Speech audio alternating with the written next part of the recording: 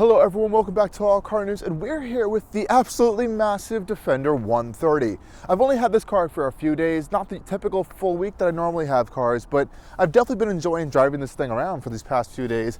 And it may only be a entry-level P300 S Defender 130, but it has a lot of stuff that comes standard, and it has these incredible Defender looks with the added ability of that extra room in the back. Now, is the Defender 130 at this entry price point around $76,000 with about one option pack on worth it over some other big SUV competitors?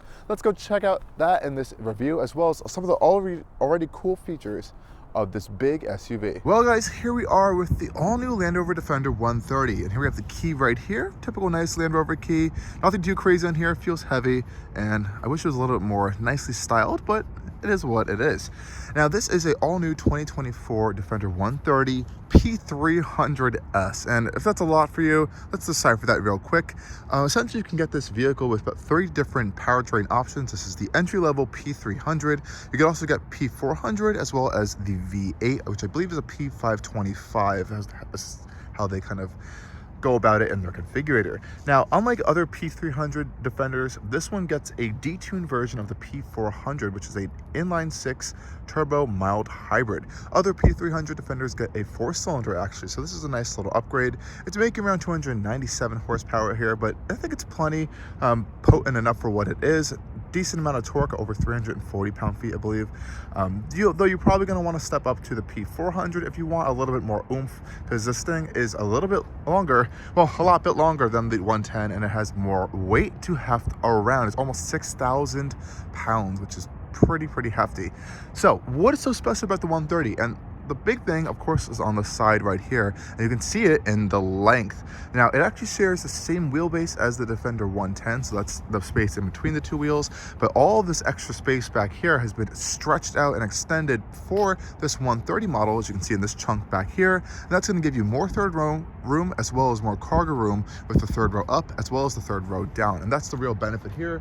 Kind of think of it as a Escalade long wheelbase or a Tahoe long wheelbase, or essentially a Suburban, except all that space has really been added in the rear end instead of the actual wheelbase itself. Pretty interesting stuff here. So out here, this Defender 130 is actually coming in a standard paint option called Fuji White. There are a few other paint colors available, as well as some satin wraps that Land Rover will sell you as well for around $5,000 to kind of make the paint underneath look satin, which is pretty cool. And this one actually has an optional wheel package that I believe it's almost around $2,000. These are the satin dark finish wheels. I honestly do like these a lot. I think I'd probably opt for them if I was going to go with a Defender 130, because the base silver wheels aren't the best looking, and I think these really show off the whole vehicle a little bit better. We also have optional off-road rubber on these one, a little bit more aggressive than a typical street tire. These are, I believe, Goodyear Wrangler rubber. Up front, nothing really much has changed whatsoever versus other Defender models. It looks pretty much like a 110 or a 90, and that's a good thing.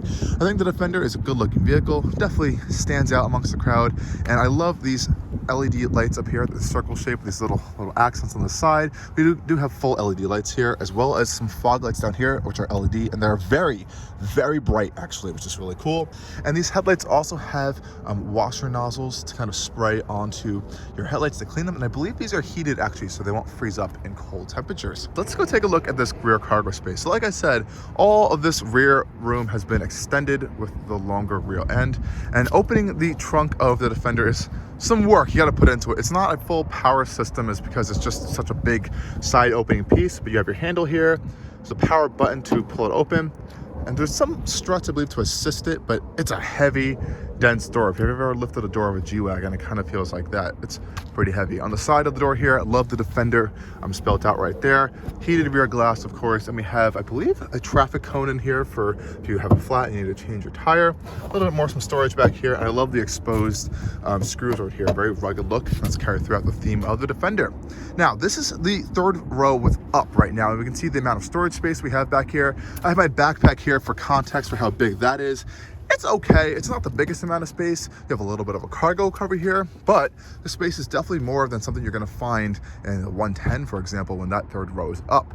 Now, the fun thing is that then you can fold this third row down, and that's when you really unlock all of the additional room. Pulling the headrest down, so you press this little button here.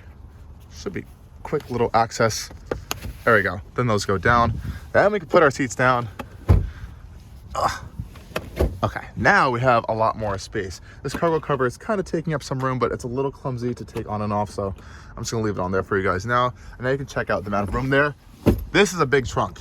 So you can see how far my backpack is now with all the extra space with the third row down. It isn't a completely flat floor though. You can see there's a little bit of a lump here, kind of where hiding all the seat mechanisms and stuff. I love these really rugged mats over here as well. And under this little floor here, move this box out of the way.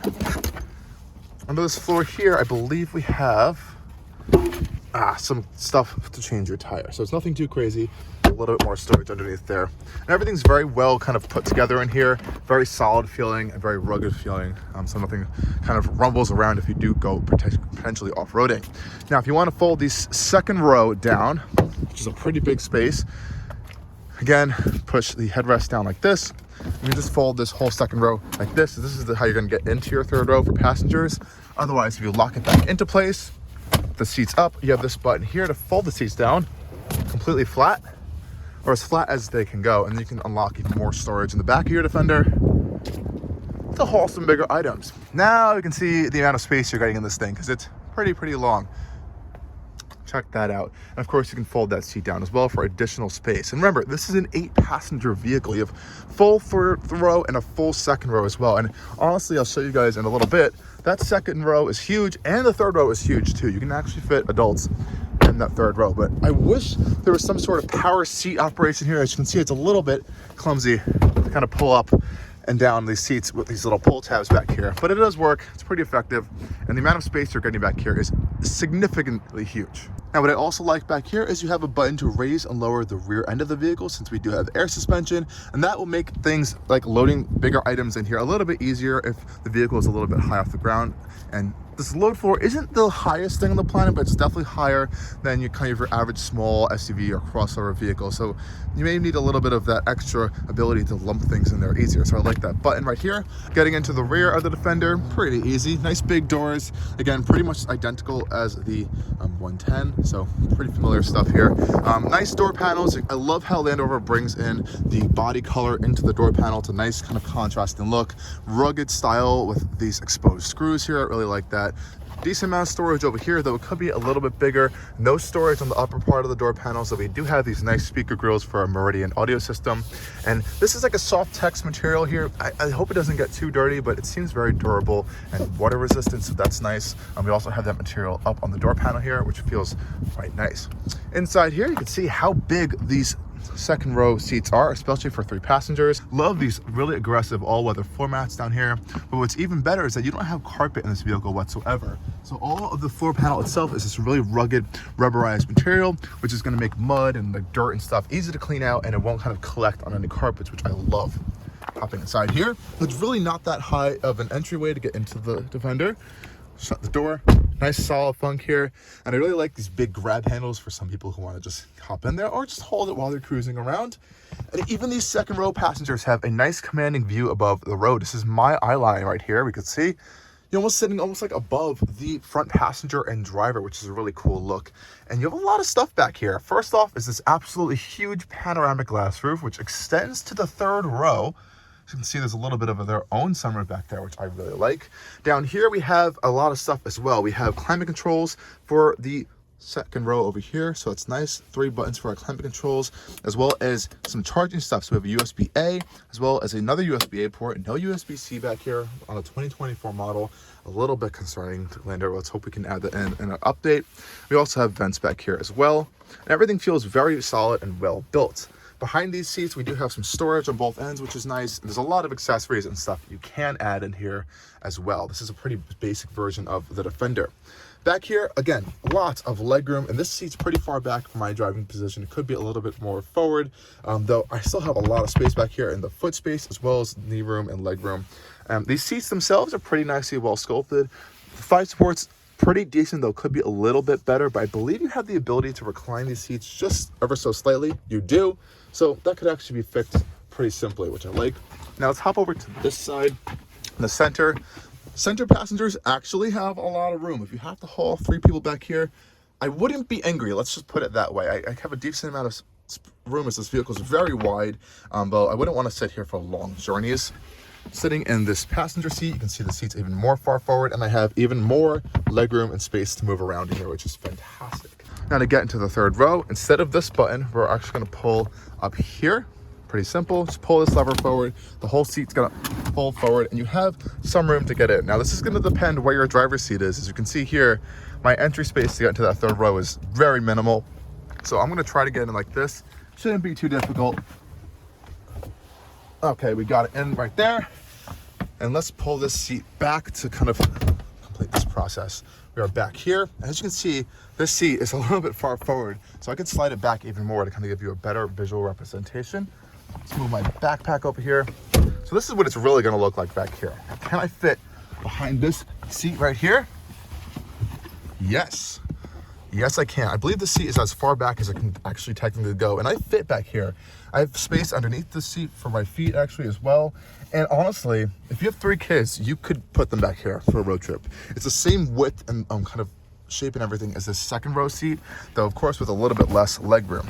Now, if your second row passengers were generous and wanted to eat up a little bit of their leg room, you can see how much I could have back here if they move their seat up. And honestly, it's a decent amount of room, which I really like. And I believe this center row can fold down like this, almost like a pass-through, a little bit more space if you don't have 3 people up there, which is pretty nice. I believe this is an option actually to have this centerpiece fold down. So it is a nice little feature. Otherwise, I actually quite like it back here. We have our own USB-C ports, which we don't even get in the center row. We have a cup holder, that same soft touch material, climate vent. And of course, like I said, we have this manual shade back here for our additional little sunroof back here for these passengers. So it doesn't feel cramped in here. This actually improves headroom quite a bit. I have about this much of headroom back here because of that sunroof. If it was just a roof, I would have about this much of headroom. So you can see the difference that this piece of glass makes. And kind of opening up the cabin. Big side windows as well, so you don't feel kind of cramped back here. I have to say, this might be one of my favorite third rows that I've actually tried out this entire year out of any vehicle. So kudos to Land Rover for making a pretty big and spacious third row. Let's pop that seat back forward again so we can escape. And again, that same rugged floor material you can see here, really nice feeling, as well as the additional all-weather floor mats on top of there. So very rugged interior. Definitely would never get worried about getting it dirty. Getting in and out of here though is not the easiest thing if these seats don't fold too far forward. And then popping them back, slide all the way back, this piece back there, and you're set. So overall impressions, really good with that third row space, like really good. I just wish this entry and exit process it could be a little bit wider, and that's I think because they didn't extend this part of the wheelbase, they kind of just extended it out. I think if this was a little bit wider, this rear door, you would have a better entry and exit space, but generally it's so impressive back there with how much room you're getting. I wouldn't really be complaining too much, especially with hauling passengers around. Okay guys, let's hop up front. Again, nice solid doors, and pretty much the same thing we saw on those rear doors up front as well, though we are getting a much larger storage space down here and a little bit of a grab handle space here. Now, I was talking about this material on the doors here. As you can see, it's kind of getting a little bit dirty over here. I'm not sure if this is coming across on camera, but it looks like there's kind of some kind of like hand marks and kind of some dirt on here. I'm not sure how well this can be cleaned, but just something to note. Otherwise, we have all of our panels and controls here for our memory seats, as well as our window controls, and we have a lock unlock switch here and a branded Meridian audio system speakers up front. Really nice. Again, really nice stuff going on with these all-weather floor mats, as well as the rugged floor material itself, like the Defender badge right here. And this cabin has just been aging really well for me. I love how it looks, and I still love how Land Rover completely leaves exposed the entire frame of the dash in this magnesium alloy, which is such a cool look. This is the actual dash frame right here. You can see the bolts, and it's so solid since it's bolted to the actual unibody. It's like you can rock the whole vehicle back and forth there while rocking on this, which is so cool. I believe you can get this in 2 different colors as well if you don't like this kind of brighter look. This continues onto the center of the dash where you have some storage over here, and again, same leather black seats, heated and not cooled on this one. That's an additional package. We do have 4-way lumbar though, which is quite nice. Let's hop inside. Solid done from the doors as well up here. And here's your interior of your Defender 130. And let's start this thing up. Start stop buttons in the center console here. Let's bring it to life. Automatic steering wheel will come down for you. And this one does have that fantastic feature where the panoramic roof will close and open depending on when you're getting in and out of the vehicle and locking it. So it's a nice kind of safety and security touch as well. And the seats will also go back into your position that you left them and kind of leave them in a more roomier position for easier exit and entry, which is nice. And here we are in the version of the updated interior of the Defender. And the main update here is this new larger screen, which is a curved OLED display. And of course, like I said, you can have a full pass-through behind there, which is really cool. And I have to say, this is a fantastic infotainment system and screen. It's pretty quick in its responsiveness, a nice menu structure here, and it's pretty simple to easy and use. I love these kind of card style displays right here. You can kind of cycle through like this. Even have an air quality display that can filter out CO2 and it can ionize the air, which is really fun. Climate systems, thankfully, are separated down here with these buttons, and they're a little clunky to use still. Like if you want to access the heated seats, to press this button down to access that. And for this one had cooled seats, you could scroll to the left there. Fan speed, you have to press this button and then use this display. But this one also becomes the terrain response system to kind of change through your drive mode. So once you get used to it, I think it works fine. You can also just leave it in automatic most of the time, so you won't have to worry about that. But this is a little bit of a cluttered screen that they never really changed, that maybe they may rethink in the future, though I know why they did this. They didn't want to put too many displays in here in tech because they know people will actually use this thing as intended, to be a little bit more rugged, and they didn't want some stuff going on. So I think these hard buttons work out in their favor at the end of the day, and it all makes up for it in this fantastic display like I was talking about. We do have wireless CarPlay and Android Auto, which is fantastic. What about up in this over display here? So we have a leather wrapped steering wheel here that is heated. I love these illuminated controls on the steering wheel as well. They look really nice. They feel very nice as well, very rugged feeling. On the right hand side, we have our adaptive cruise control as well as lane keep assist and all of those settings here. We also have our heated steering wheel button right there, which is really nice, easy to turn that on and off. And on the left-hand side here, we have our controls for our digital dash here, as well as our volume control, and as well as a safety system knob. Now, this display here is pretty nice. You can cycle through a whole bunch of displays. So this is your kind of 3 display layout. And I configured this kind of hot action button to change and cycle through these. Otherwise, you would just press the center button to do so. And here we can see we have this main display. We can go to a typical, more traditional display where we have our tachometer as well as our center display, and this is configurable, of course, to a few different options. I'll accidentally press our other button there. Let's cycle through to the full map display. So this is going to take up the whole screen right there if you want the full map. You also have a kind of calm display as well as a driver assistance display, and a media specific display is also cycled in there as well. Now with this one, you can configure both of those 2 side pieces here. So you have a left info panel. You can cycle through your trip summary, 4x4 information, drive assistance, your clock, empty panel, media, as well as the trip summary as well. So it's a nice amount of information you can have on here. I mean, kind of configure it to your own liking, which is nice. And I believe this map can go into a dark mode as well, depending on your light. We have HomeLink built in here, but this one does not have the digital rear camera option. We just have this frameless option here. I think it'd be nice to have the digital camera on this one, specifically because it's so big. The tire's kind of back there blocking your view. If you have people in the third row, they're going to be blocking your view. So I would have liked to have that on here, but I believe you can still option it in when you're kind of building out the vehicle. Up here, pretty simple panel here. We just have our controls for our sunroof as well as the shade. Nice, big, large sun visors here. Let's see if they can zoom back as well. Yes, they do. Good job, Defender, there for that. And the headspace in here is just like insane for the front passengers and driver as well as the second row.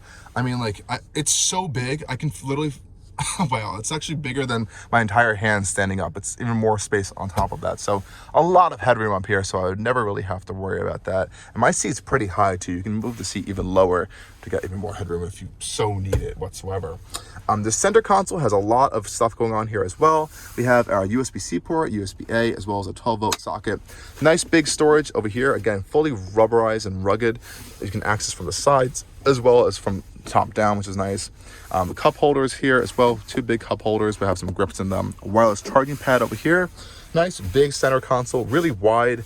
Nice padding on it as well. Open this up. We have a deep center console storage here. I believe you can option a fridge in here and some top ones, but I don't fully get me on that one.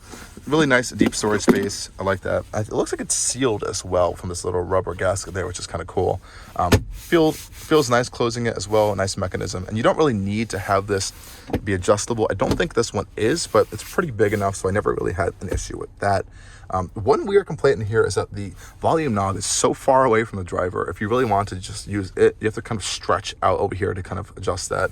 I really wouldn't be too complaining about that because you have the scroll wheel right here to adjust the volume, but it's just a little weird how far away that is. This over here, I believe this is part of that metal and it may hit your knee sometimes, but I really don't have any complaints about that as it's kind of sculpted nicely and it's not really any hard edges. And you can also rest your leg and knee on this panel right here, which is in that soft material as well. So not really an issue there. The Meridian audio speaker system sounds really great as a base system for the 130, and it's just a nice space in here. You feel really strong, have a nice commanding position of the road, lots of visibility actually around you, and it doesn't feel like you're driving a bus around. But let's go hop into the driving impressions now. So what do we have here? Right here is an 8-speed automatic gearbox from the famous ZF manufacturer that pretty much every luxury automatic maker uses these days.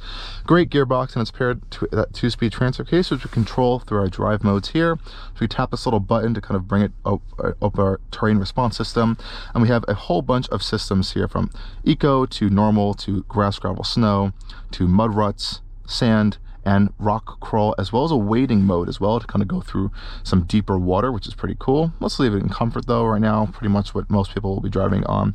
We also have a hill descent control feature, our controls for our air suspension traction control, as well as a low range version of that gearbox right there. And this information can be displayed up on our digital dash through configuring these menus. And we have this fantastic kind of 4x4 intelligence screen here, which shows off pretty much all of our information we need to see, as well as the wade sensing and our terrain response information, giving us an information card on pretty much every single one of the different screens of this infotainment system, which is fantastic. And we have this really beautiful 360-degree view camera with off-road specific settings here. I like the 360-degree view. It looks really nice on camera and in person, and you can see all these different views you have around the entire vehicle, as well as a full parking sensor safety suite system. So a lot of great options here, and let's take this thing on a drive now. Now we're in comfort mode now with a normal ride height for our air suspension, and this air suspension does have a lower access height as well as an off-road height, so there's three main heights. And I have to say, in addition to this really fantastically smooth powertrain, we have a turbocharger and an electric supercharger. The suspension on this car is phenomenal. You know, Land Rover has been doing air suspensions and Range Rover for ages now, and they've really perfected that formula to the point where it just feels so well tuned. Everything feels really well dampened out. I've gone over bumps and ruts and roads that I've gone over in other vehicles, and this thing just soaks everything out so well. And here you can control like that system right here, and it's really easy to use, and it will adjust up to this normal height here when you are at the lowest setting. So you really don't ever have to think about leaving it stuck in the lowest setting unless you lock it down there, which you really wouldn't want to do because it hampers the drivability.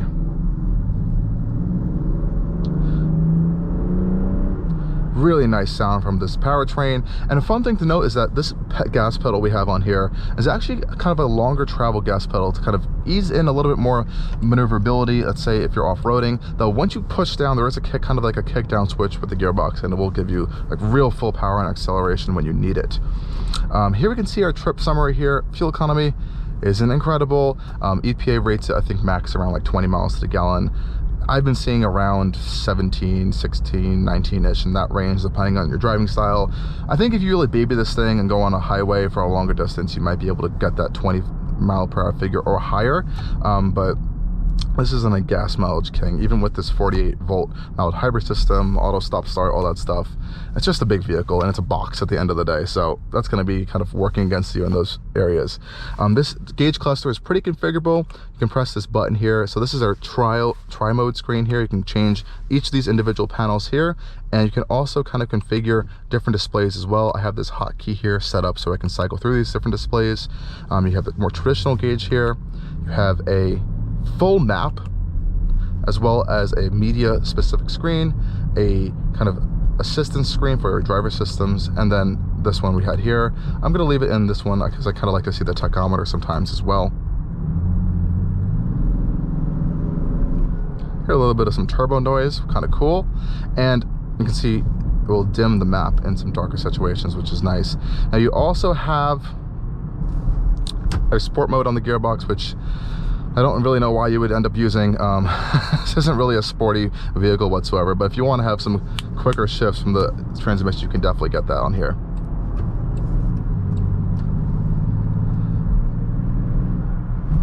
And just going over all these bumps, it feels so good. Now, in the corners, you know, it's a big vehicle and you have to take that into consideration. You don't want to go too hard in the corner. I'm not going to say it's going to flip over, obviously, but if you are going super hard in the corner, it doesn't like that. It's not what it's built for. It's built for comfortable on-road driving. Shockingly, it is, even though it's a Defender, and with that incredible kind of off-road capability that we do know these things are capable of and have been tested very well.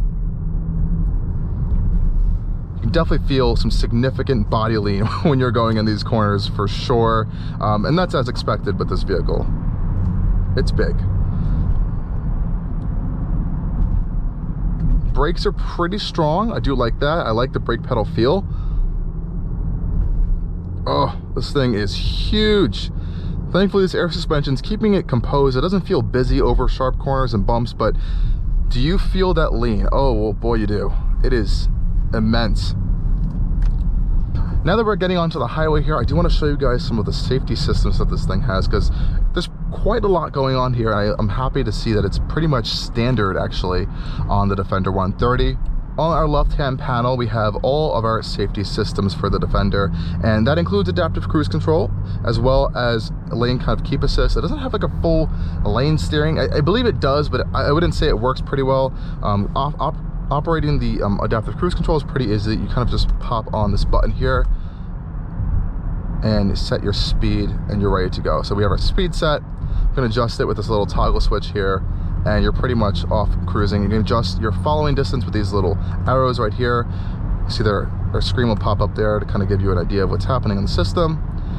And it's off it goes. It's pretty quiet in here, and I have to say, if this thing wasn't a box, it would be like really silent. I think the windows have some acoustic lamination to it, but since we have these giant boxy side mirrors and the whole general shape is pretty boxy, there is some wind noise coming from this area, just a little bit you can hear, but generally everything else is very well dampened out, and that's great kind of for highway cruising. Coming to a stop here, you can see it's following the car in front of us. Really nice system, and you can see I like how this illuminates green on the steering wheel to kind of let you know that you are in a adaptive cruise state and that your lane system is always on. Now if you want to turn this off, you actually have to hold down the button. It's not just a quick press for your lane keep assist. That is one thing I've learned over the course of this week of driving it. Pretty cool. On the highway, again, really comfortable, really smooth, and the best part about this vehicle is that it doesn't feel like you're driving a really long boat. Yes, it's heavy and you can notice the weight, but compared to something like a Escalade ESV or a Suburban or a Yukon XL, you know, you gotta start thinking in that terms of length, because this is a pretty big vehicle. This could be a little bit longer, but this is still pretty big. It doesn't feel like you're driving a pretty long vehicle, and I have to attest that to it having the same wheelbase as the Defender 110. It's just really that extra length in the back that you're carrying around there, and you really only have to be mindful of that when pulling it into out of spaces, though you do have, of course, the parking sensors and the camera to really help you around with that. So really no big problems there. And I also like how close this infotainment system is to kind of access it if you need to swipe through menus or something. Really easy to access right here and use, so I really don't have any complaints there. And it's super quick. I've had no glitches or lags really over this course of this week. Everything's really simple to find. And really, one of the final things with this vehicle, it has fantastic space, super comfortable on the road, whole other stuff around in it. You have the off-road capability, but I honestly think the looks and the driving experience are some of like the key things why you might actually want to consider the Defender 130. I feel like I'm on the top of the world right now sitting in this thing, both quite literally and just figuratively. It's the driving position, and just driving a Defender or one of these more boxier big SUVs, almost like a G-Wagon, is that you just feel so capable on top of anything. You feel like you could like run over whatever pavement or whatever you need to, and you won't damage anything of the vehicle, and you kind of can do that in this thing. You have the hood, you can see not super long there, so you have a good visibility over front, big glass all around you, big side mirrors, really tall, high, commanding driving position in here. I even like how the shifter's up on the dash. It feels really rugged. You have all the space in the center console. Anyways, guys, I'm going to continue on through this traffic, get back to my destination, but I really hope you guys enjoyed this quick POV drive of the Defender 130 with me. We're still in our full adaptive cruise control modes as well, putt-putting along, and of course, as always, stay tuned for more coming from Allcarnews, and definitely go check out the Defender 130 if you're looking for a huge full-size SUV with 8 passengers and great cargo space.